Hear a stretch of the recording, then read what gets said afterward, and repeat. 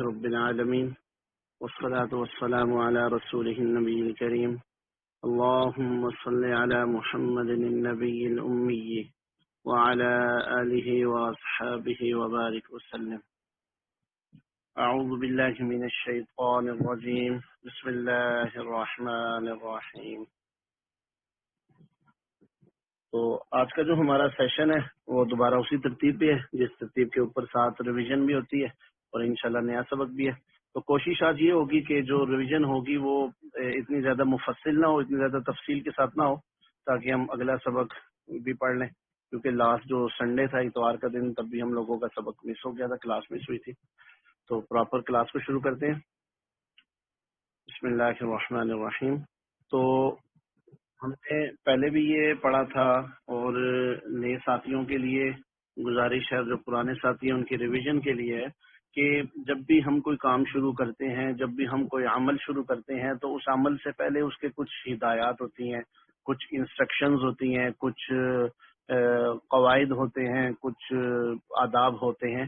تو اس کو جو بھی نام دے دیں، تو اس ہر چیز کا اس سے اتنا زیادہ تعلق ہوتا ہے کہ وہی چیز انسان کو پھر آگے اس عمل کے اندر آگے بڑھنے کے لیے فائدہ مند ہوتی ہے، سیڑھی کا کردار ادا کرتی ہے. تو اسی طرح ہی چونکہ ہمارا بیٹھنا قرآن پاک کو تجوید سے پڑھنے کے متعلق ہے، اللہ پاک ہمارا یہ بیٹھنا، اللہ پاک ہمارا یہ سننا سنانا اور یہ ٹائم نکالنا اللہ پاک قبول فرمائے. تو اسی طرح ہی قرآن پاک جو کہ اللہ پاک کی کتاب ہے، اس کو پڑھنے کے بھی، اس کو بھی، اس کی تلاوت کے بھی، اور مطلب اس کے لیے بھی ایک کچھ ہدایات ہیں، کچھ آداب ہیں، انسٹرکشنز ہیں. تو اس کے اندر یہ ہے کہ جب بھی ہم لوگ اپنی قرآن پاک کی تلاوت کریں، تو ہم نے جب بھی تلاوت شروع کرنی ہے تو ہم نے اعوذ باللہ من الشیطان الرجیم، اس کو تعوذ بولتے ہیں، بسم اللہ الرحمن الرحیم، اس کو تسمیہ بولتے ہیں. یہ پڑھ کے ہم نے شروع کرنی ہے. اسی طرح ہی ہم نے قرآن پاک کو اپنی اصلی عربی زبان میں پڑھنا ہے. اس کی ایک ایگزامپل بارہا دفعہ بتائی تھی کہ ایک ہوتا ہے الف بے تے سے، یہ ہے عجمی طریقہ، اور ایک ہے عربی طریقہ الف با تا سا. اب دونوں ہیں، پر اس کے اندر فرق اتنا ہے جو واضح محسوس کیا جا سکتا ہے. تو جب بھی ہم قرآن پاک پڑھیں گے تو ہم نے اس کو عربی لہجے میں پڑھنا ہے، اصل عربی زبان میں پڑھنا ہے. اور وہ ہم کس طرح پڑھ سکیں گے؟ وہ ہم جب ہی پڑھ سکیں گے جب ہمارے جو تلفظ ہیں ان کی ادائیگی ٹھیک ہو جائے گی، ہمارے جو حروف ہیں ان کی ادائیگی ان کے مخارج سے ہوگی، اور مخارج سے ادائیگی تب ہی ہوگی ہم جتنا زیادہ اس کی پریکٹس کریں گے، ہم جتنا زیادہ اس کے اوپر محنت کریں گے. تو اس کے بعد آگے چلتے ہیں کہ جب ہم تلاوت کر رہے ہوں تو ہم نے تلاوت کے درمیان میں جب ہی سورت آئے گی تو ہم نے سورت جب شروع کریں گے تو ہم نے پھر تعوذ نہیں پڑھنا، اعوذ باللہ نہیں پڑھنا، صرف بسم اللہ پڑھنا ہے. اور بسم اللہ کے ساتھ ہی ہم لوگوں نے بسم اللہ کے ساتھ ہی ہم نے اگلی سورت شروع کرنی ہے. اور اس کے ساتھ ایک اور چیز یہ بھی کہ جب ہم تلاوت کرتے ہیں تو قرآن پاک ٹوٹل 114 سورتوں کا مجموعہ ہے. سورۃ فاتحہ، الف لام میم کی جو پہلی سورت ہے، اور سورۃ ناس عما یتساءلون تیسرے سپارے کی جو آخری سورت ہے، یہ ٹوٹل 114 سورتیں ہیں. اور ہر سورت کے 113 صورتیں ہیں جن کے شروع میں اگر ہم نے تلاوت کے درمیان میں آ گئی تو تسمیہ پڑھیں گے بسم اللہ الرحمن الرحیم، اور اگر ہم تلاوت ہی سورت کے شروع سے کریں گے تو اعوذ باللہ اور بسم اللہ دونوں پڑھیں گے. پر ایک سورت ایسی ہے جو 10واں سپارہ ہے، دوسرا اس کا پاؤ شروع ہوتا ہے، اس کا نام ہے سورۃ التوبہ. اس سورت کے شروع میں نہ تعوذ پڑھی جاتی ہے نہ تسمیہ پڑھی جاتی ہے، چاہے ہم نے تلاوت شروع کی ہے چاہے ہم نے تلاوت کی. جو تعوذ تسمیہ ہے وہ تو ایک علیحدہ چیز ہے، پر ہم نے جب اس کی تلاوت کی تو اس کے شروع میں تعوذ تسمیہ سورت کے لیے اسپیسیفک نہیں پڑھا جاتا. اس سے جو پہلی صورت ہے وہ صورت انفال ہے. وہ بھی جب ہم اگر تلاوت کر رہے ہیں، ہماری صورت انفال ختم ہوئی تو ہم نے تعوذ اور تسمیہ دونوں کو سکپ کر کے دونوں کو نہیں پڑھنا، اور ہم نے صورت توبہ کو شروع کر دینا ہے. میں تھوڑا جلدی اس لیے پڑھ رہا ہوں کیونکہ پرانے جو حضرات ہیں الحمدللہ جو ہر دفعہ ٹائم نکالتے ہیں ان کو انشاءاللہ اللہ پاک سے امید ہے یہ چیزیں رٹ گئی ہوں گی، اور جتنا زیادہ ہم لوگ کو ان چیزوں کو اپنے ذہن میں راسخ کریں گے اتنا انشاءاللہ ہم لوگوں کو جب بھی تلاوت کے لیے بیٹھیں گے تو ہم لوگوں کے سامنے انشاءاللہ خود بخود یہ لاشعوری طور پر بھی آ جائیں گی. اس کے علاوہ جب ہم تلاوت کریں گے تو تلاوت کا یہ ادب ہے، قرآن پاک کا یہ حق ہے کہ ہم تلاوت کو جب کریں تو یکسوئی کے ساتھ کریں.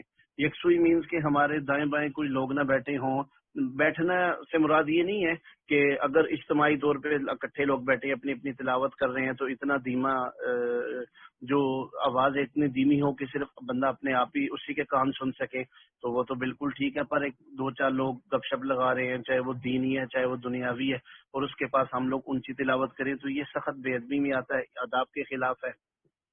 ہم جب تلاوت کریں تو اس کے لیے یکسوئی ہو، اسی طرح ہی جب ہم تلاوت کر رہے ہیں تو درمیان میں انسان ہونے کے ناطے کوئی ضروری عمل ایسا آ گیا کہ ہم نے قرآن پاک بات کرنی پڑ گئی یا کوئی ایسا عمل کرنا پڑ گیا، تو ہم لوگ تلاوت کو پہلے قرآن پاک کو بند کر کے وہ بات چیت کرنی ہے، جو بھی کر کے جب ہم دوبارہ تلاوت شروع کریں گے تو اب ہم نے تسمیہ بسم اللہ الرحمن الرحیم نہیں پڑھنا، ہم نے صرف تعوذ پڑھ کے اس کو آگے کنٹینیو رکھنا ہے، ہم نے اسی تلاوت کو آگے جاری رکھنا ہے۔ اس کے علاوہ یہ کہ تلاوت کو ٹھہر ٹھہر کر پڑھنا، یہ انشاءاللہ آگے تجوید کی جو اہمیت ہے اس کے اندر آ جائے گا۔ اس کے علاوہ یہ ہم قرآن پاک کو حت الوسع مینس کہ جتنے ہم لوگوں کے ادائیگی خوبصورت ہو سکتی ہے اتنی خوبصورتی سے ہم قرآن پاک کی تلاوت کریں، اور اسی طرح ہی اس کے آداب کے اندر ہے کہ جب ہم تلاوت ختم کریں تو صدق اللہ العظیم یہ پڑھ کر خیر و برکت کی دعا کر کے ہم لوگ قرآن پاک کی جو تلاوت ہے اس کو ختم کریں۔ اب ہم آ جاتے ہیں اس کے تجوید کی اہمیت کے اوپر۔ تجوید کی اہمیت کیا ہے؟ تجوید کی اہمیت کے متعلق بھی یہ ہے کہ جو علم حاصل کرنا فرض ہے، اس کے اندر فقہا کا قول یہ ہے کہ اتنا علم حاصل کرنا جس کے اندر ایک مرد عورت کو حلال حرام کا پتہ ہو، اتنا ہر مرد عورت کے اوپر فرض ہے، اور آگے اس کے بعد جتنا بندہ دین کی تعلیم حاصل کرتا رہے اتنا اس کے لیے بہتر ہے۔ تو اسی طرح ہی علم تجوید کے بھی دو کیٹیگریز ہیں، دو پارٹ ہیں، دو حصے ہیں، کہ ایک وہ علم تجوید جو ہم لوگوں کے ہاں کہا جاتا ہے جی کہ یہ حافظ ہے، اور یہ حافظ ہے تو چلو اس کے بعد یہ تجوید پڑھ لے گا، یہ ایک ایسا ہے جو خواص کے لیے ہو گیا۔ اور عوام کے لیے جو ایک عام طریقہ ہے وہ یہ ہے کہ جب بھی ہم لوگوں کی تلاوت ہو تو ہم لوگوں کو جب اس کی اہمیت کا اندازہ ہوگا، اس کی اہمیت ہم لوگوں کو اس کا ادراک ہوگا، ہم لوگوں کو پتہ ہوگا، تو پھر ہم انشاءاللہ اپنی کوشش کے مطابق کوشش ہماری ہوگی کہ میری جو تلاوت ہے وہ کم ہو یا ٹھہر ٹھہر کے ہو، جتنے بھی ہو، پر وہ اتنی ایسی ہو کہ الحمدللہ ایک سیٹسفیکشن ہو کہ میں نے جو حرف ہے وہ حروف ہے وہ اپنے مخارج سے ادا ہوئے ہیں۔ تو ابھی ہم علم تجوید کی اہمیت کی طرف چلتے ہیں کہ علماء کے ہاں علم تجوید کا سیکھنا واجب ہے، واجب کے درجے میں ہے، اس لیے کہ قرآن پاک کے کتنے حروف ایسے ہیں جن کو اگر ہم نے اصل عربی زبان میں نہیں پڑھا، ہم نے اپنی عجمی زبان میں، کیونکہ ہم تقریباً عجمی لوگ ہی اس سارے سیشن کے اندر ہیں، تو اگر ہم نے اس کو عجمی طریقے سے پڑھا تو اس میں غالب امکان یہ ہے کہ ہم نے اگر کسی حروف کو اپنے اس میں پڑھا تو وہ بدل گیا، اور بدلنے کے بعد پھر اس طرح ہوتا ہے کہ کبھی کبھار معنی تبدیل ہو جاتا ہے، اور کبھی کبھار اس طرح ہوتا ہے کہ اس حد تک تبدیل ہو جاتا ہے کہ وہ بات، اس کا جو معنی ہے وہ اتنا غلط ہو جاتا ہے کہ نماز فاسد ہو جاتی ہے۔ تو یہ بھی ہم نے پڑھ لیا۔ تو اس کے بعد یہ ہے کہ اس کے اندر قرآن پاک نے اللہ پاک نے جو قرآن پاک کے اندر فرمایا ہوا ہے وہ جا بجا کئی جگہ پہ فرمایا ہے۔ اللہ پاک نے کسی جگہ فرمایا وَقُرْآنًا فَرَقْنَاهُ لِتَقْرَأَهُ وَقُرْآنًا فَرَقْنَاهُ لِتَقْرَأَهُ عَلَى النَّاسِ عَلَى مُكْثٍ۔ اس کے علاوہ اللہ پاک نے کسی جگہ فرمایا وَرَتِّلِ الْقُرْآنَ تَرْتِيلًا۔ اچھا، اس کے اندر اس طرح کہ نبی علیہ الصلوۃ والسلام کا ارشاد مبارک ہے قرآن پاک میں، جو اللہ پاک نے فرمایا، اس کے جو اللہ پاک کے قول سنانے کے بعد نبی علیہ الصلوۃ والسلام کا ارشاد مبارک ہے ان اللہ یحب ان یقرأ القرآن کما انزل۔ مطلب یہ ہے کہ اللہ پاک نے، ترجمہ اس کا یہ ہے کہ اللہ پاک کو یہی پسند ہے کہ قرآن پاک جس طرح اتارا گیا ہے اسی ہی طرح پڑھا جائے۔ اسی طرح پڑھنے کے لیے ہمیں تجوید سیکھنی پڑے گی، اور تجوید سیکھنے کے لیے ہمیں وہ طریقے اختیار کرنے پڑیں گے جو طریقے ماہرین نے کیے ہوئے ہیں۔ اس کے علاوہ نبی علیہ الصلوۃ والسلام کا ایک اور ارشاد مبارک ہے، آپ نے فرمایا اقرأ القرآن بلحون العرب واصواتها۔ مطلب یہ ہے کہ قرآن مجید کو عربوں کے لب و لہجہ کے مطابق پڑھا جائے۔ اب اس کے لیے ہم نے چوز کرنا ہے کہ ہمارے جو الفاظ ہیں، جو حروف ہیں، وہ اپنے مخارج سے ادا ہوں، تو اس کے لیے ہم دوبارہ مخارج کے اوپر آ جاتے ہیں کہ کس طرح ہم لوگوں کی ادائیگی اچھی ہوگی، کس طرح ہوگا۔ تو سب سے پہلے مخرج کی تعریف۔ مخرج بیسیکلی بولتے ہیں حرف کے نکلنے کی جگہ کو، اور یہ جو مخارج ہے یہ مخرج کی جمع ہے، اور اسی طرح ہی قرآن پاک ٹوٹل 29 حروف ہیں جو حروف تہجی کہلاتے ہیں، جو قرآن پاک کا مجموعہ ہے الف سے لے کر بڑی یہ تک جس کو ہم بولتے ہیں. اور اس کے یہ جو ادائیگی ہیں ان کی زھونٹوں سے لے کر ہمارے جو حلق کا آخری حصہ ہے یہاں ٹوٹل 17 مخارج ہیں جن سے یہ 29 حروف ادا ہوتے ہیں. پہلے مخرج کے اوپر آ جاتے ہیں. پہلے مخرج جو ہم نے پڑھا تھا یہ ہے زبان کے جوف دہن، زبان منہ کے اندر کا خالی حصہ، وہ حصہ جو ہماری زبان کے اوپر سے لے کر اوپر تالو کے درمیان کا جو خلا ہے، جو بالکل خالی حصہ ہے، اس کو بولتے ہیں تجوید کی زبان میں جوف دہن. یہاں سے 3 حروف ادا ہوتے ہیں، 3 حروف، جبکہ وہ مدہ ہوں. اب مدہ کا کیا معنی ہے؟ مدہ کا معنی یہ ہے کہ مطلب جو الف ہے، الف سے پہلے اگر زیر ہو تو یہ الف مدہ کہلائے گی، جس کی مثال یہ ہے کہ مالک. اب مالک کے جو میم کے اوپر زبر ہے، یہ اس سے پہلے جو الف ہے یہ مالک کہلائے گا، یہ الف مدہ کہلائی گئی. اسی طرح ہی واؤ جب کہ ساکن ہو، ساکن کا بتایا تھا کہ ساکن اس حرف کو بولتے ہیں جس کے اوپر زبر پیش اور نیچے زیر نہ ہو، ساکن ہو، اس کی اپنی جس کی اپنی حیثیت نہ ہو، جس سے پہلے اگر کوئی اور حروف ہے اور اس کے اوپر جزم ہے، تو جب یہ اس کے اوپر جزم آ گئی تو یہ اس کے ساتھ مل کے اس کی اپنی جو حیثیت تھی اس کو ہم نے ختم کر کے ہم نے پہلے حرف کے ساتھ ملا دینا. یہ ساکن ہے، مطلب واؤ ساکن ہو، متحرکہ نہ ہو. جب اس کے اوپر زبر، اس کے اوپر پیش ہے، اس کے نیچے زیر آ جائے گی تو یہ واؤ متحرکہ ہو جائے گی. پھر ہم اس کو بڑا کھینچ کے پڑھیں گے، اس کو واضح کر کے پڑھیں گے. اسی طرح ہی تیسرا جو ہم نے پڑھا تھا یا جب کہ ساکن ہو، اس کے اوپر زبر، اوپر پیش، نیچے زیر نہ ہو، تو پھر یہ بھی یا مدہ کہلاتی ہے. ہم اس کو بڑے آرام سے ادا کریں گے، اس کو ہم کھینچ کے نہیں پڑھیں گے. اور یہ مرہون منت ہو جائے گی اس سے پہلے والے حرف کے، اس سے پہلے والے حرف کے نیچے، اس کے نیچے زیر ہو، مطلب رحیم. اب را جو ہا ہے، ہا کے نیچے زیر ہے اور اس سے پہلے یہ یا ہے. اب جو یا ہے یہ مرہون منت ہو گئی ہے ہا کے، کہ اس کے ساتھ ہم نے اس کو حذف کر دینا ہے. اچھا، اس کے بعد مخرج نمبر 2 ہم نے پڑھا تھا، اس کو بولتے ہیں اقصی حلق. اقصی حلق بولتے ہیں گلے کا وہ حصہ جو سینے کے ساتھ ملا ہوا ہے.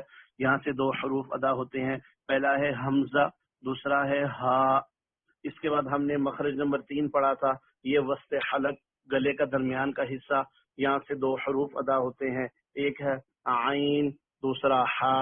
ہم نے مخرج نمبر 4 پڑھا تھا، اس کو بولتا ہے ادنی حلق. حلق مینز کے گلے کا وہ حصہ جو منہ کے ساتھ ملا ہوا ہے. یہاں سے بھی 2 حروف ادا ہوتے ہیں، غین، خا. اس کے بعد ہم نے مخرج نمبر 5 پڑھا تھا، مخرج نمبر 5 کے اندر تھا قاف. قاف تو مخرج اس کا جو مخرج ہم نے پڑھا تھا کہ زبان کی جو جڑ ہے، جو منہ کی طرف والا حصہ ہے، زبان کی نوک بار کی طرف ہوتی ہے. جو زبان کی جڑ ہے یہ جب اوپر اٹھ کر تالو کے جو جڑ ہے، تالو کا جو آخری حصہ ہے گلے کی طرف والا، اس کے ساتھ جب وہ زبان کی جڑ لگتی ہے تو ادا ہوتا ہے قاف. اس کے بعد ہم نے مخرج نمبر 6 پڑھا تھا کاف. جب مخرج ہمارا پکا ہو جائے گا تو پھر قاف، کاف. آپ کو ادائیگی میں بھی واضح فرق ہوگا اور سننے والے کو بھی واضح فرق نظر آ جائے گا.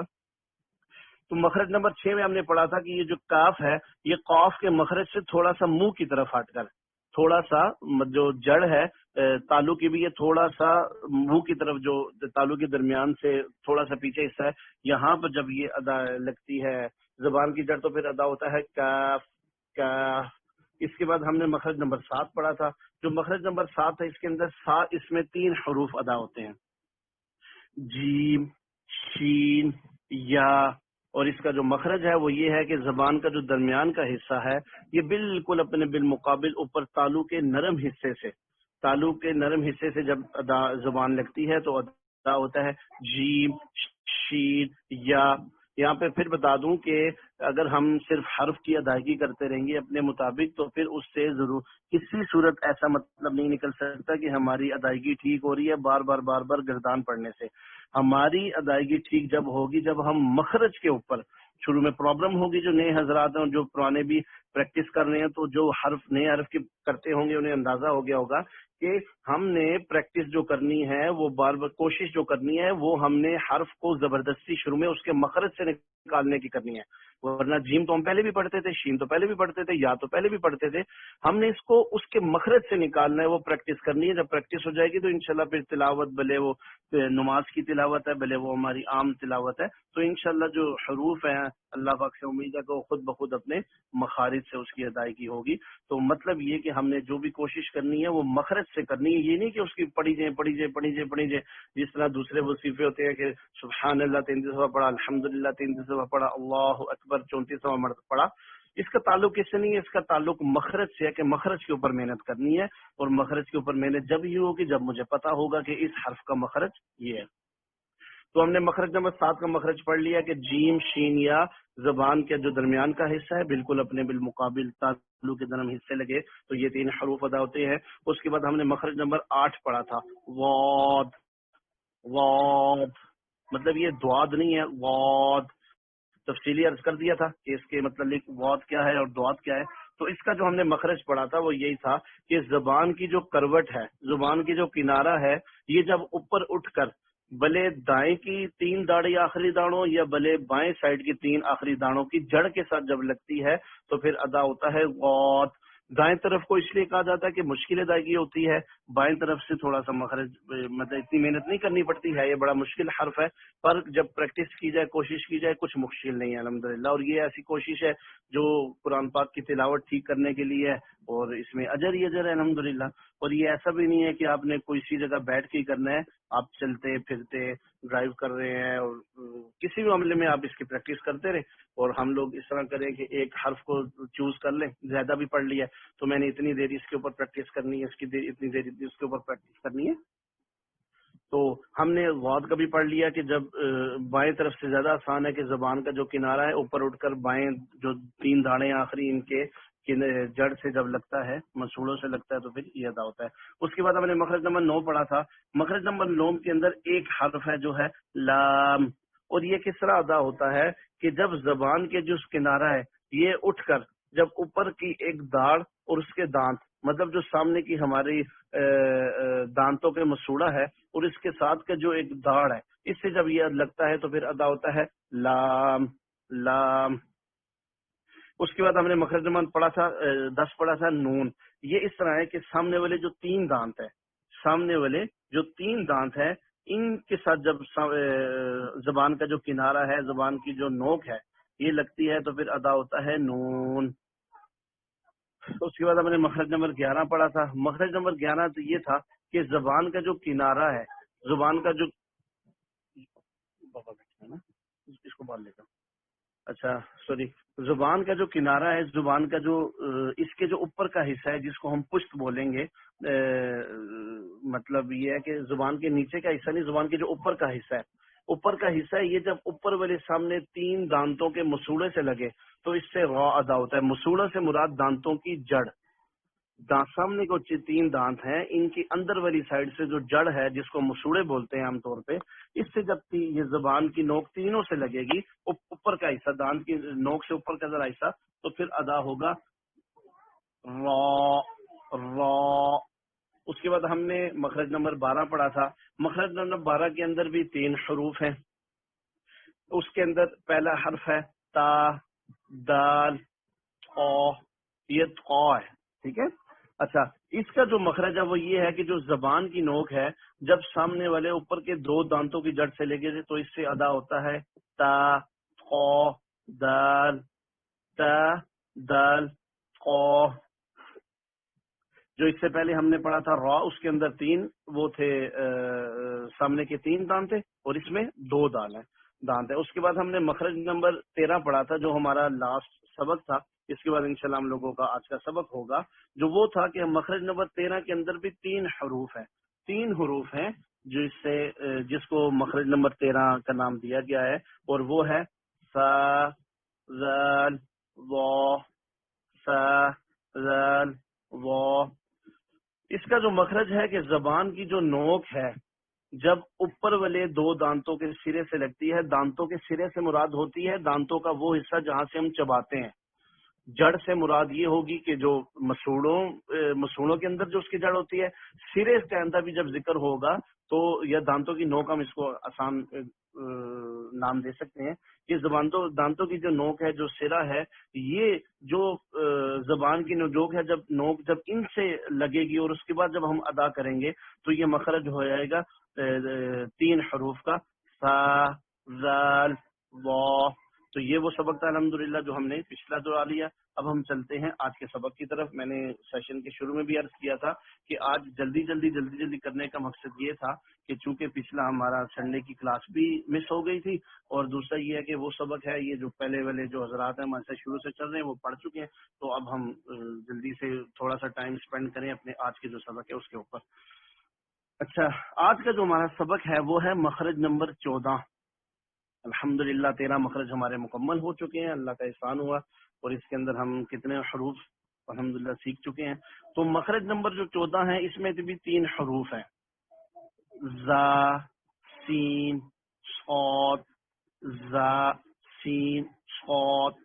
اس سے پہلے ہم نے پڑھا تھا زال، زا، زال، زا۔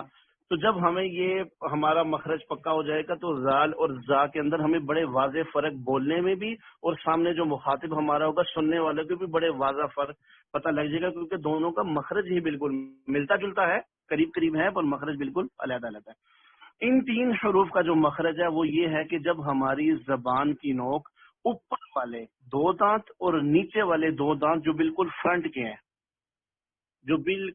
کے ہیں، ہم لوگ چونکہ دانتوں کے ناموں کی طرف نہیں گئے، اور میرا اپنا وہ تھا کہ وہ چونکہ ایک مشکل اسباق ہو جائیں گے تو ہم اس کو جتنا کوشش کریں آسان الفاظ کے اندر پڑھیں، جو ثنایا علیہ، ثنایا سفلا۔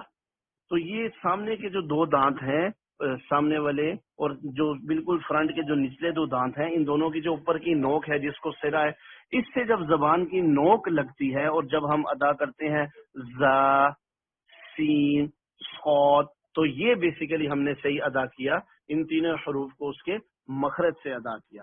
زبان کی نوک جب سامنے کے اوپر کے 2 دانت اور اس کے بالکل مقابل نیچے کے 2 دانت دونوں کے سروں سے جب زبان کی نوک ٹکراتی ہے، اور پھر جب ہم حروف ادا کریں گے زا، سین، صاد، تو مطلب الحمدللہ کہ ہم نے کوشش کی کہ ہم نے جو اس کا مخرج ہے وہاں سے ہم نے اس کو ادا کرنے کی کوشش کی۔ الحمدللہ اللہ پاک کا احسان ہوا کہ جو آج کا سبق ہے اس کو بھی پڑھ لیا، اور جو پچھلا سبق تھا وہ بھی دہرا لیا گیا الحمدللہ۔ اب ہم آ جاتے ہیں رموز اوقاف کی طرف۔ پچھلے جو ہمارا ہفتے کا سبق تھا اس میں رموز اوقاف کی ہم نے ریویژن نہیں کی تھی، ٹائم بہت زیادہ ہو گیا تھا۔ ٹائم زیادہ مینس کے معاملات کو بھی دیکھنا پڑتا ہے، پھر نماز کا بھی ٹائم ہو گیا تھا۔ تو اب ہم آتے ہیں رموز اوقاف۔ رموز اوقاف کی تعریف کیا ہے؟ رموز اوقاف کی تعریف یہ ہے کہ جس طرح ہم لوگ اپنی اردو کی مثال لیں گے کہ ہم جب بات کرتے ہیں، اہل زبان جو بھی جس زبان کے ہوتے ہیں، تو وہ جب بات کرتے ہیں تو کسی جگہ ان کا سانس ٹوٹ رہا ہوتا ہے، پر پھر بھی کوشش کی جاتی ہے کہ میں اس بات کو تھوڑا سا آگے بڑھا لوں، اور کبھی کبھار بات کر کے خاموش ہو جایا جاتا ہے کہ اگلے کی طرف دیکھا جاتا ہے کہ وہ اس کا کیا جواب دے گا۔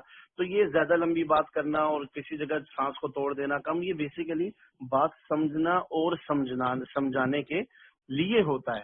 اسی طرح قرآن پاک بھی ایک ایسا الحمدللہ کتاب ہے جس کا ہر حرف، جس کا ہر مضمون ہمیں سمجھانے کے لیے، ہمیں اپنی جو لائف چینجر بولتے ہیں، اپنی زندگی چینج کرنے کے لیے کافی ہے۔ اسی طرح ہی ہم چونکہ اہل عجم ہیں تو ہم نے اس کے ترجمے کو، تو اگر ہمیں نہیں آتا تو ہم نے ان رموز اوقاف کا جب خیال کر لیا تو گویا الحمدللہ ہم نے اپنی حد تک کوشش کر لی کہ ہم نے اس کو معنی کو اسی طرح بیان کرنے کی کوشش کی، پڑھنے کی کوشش کی جس طرح اس کے اندر لکھا ہوا ہے۔ تو یہ ہے اس کا ایک اصطلاحی معنی کہ جہاں پر بات رکنے کہا گیا ہے وہاں پہ ہم رک جائیں، جہاں پر کنٹینیو کا کہا گیا ہے وہاں پہ ہم جاری رکھیں۔ تو ان کو کہا جاتا ہے وہ کون کون سے حروف ہیں؟ تو ہم نے جو سب سے پہلے پڑھا تھا وہ یہ تھا کہ ایک عام فہم بات ہے کہ ہمیں پتہ لگا تھا کہ آیت ختم ہو گئی ہے، چاہے وہ حافظ ہے غیر حافظ ہے، کس طرح پتہ لگا آیت ختم ہو گئی ہے؟ تو اس کا مقصد یہ ہے کہ آخر میں گولدارے کا نشان بنا ہوا ہے، ہم لوگ بولتے ہیں کہ یہاں پر آیت ختم ہو گئی ہے۔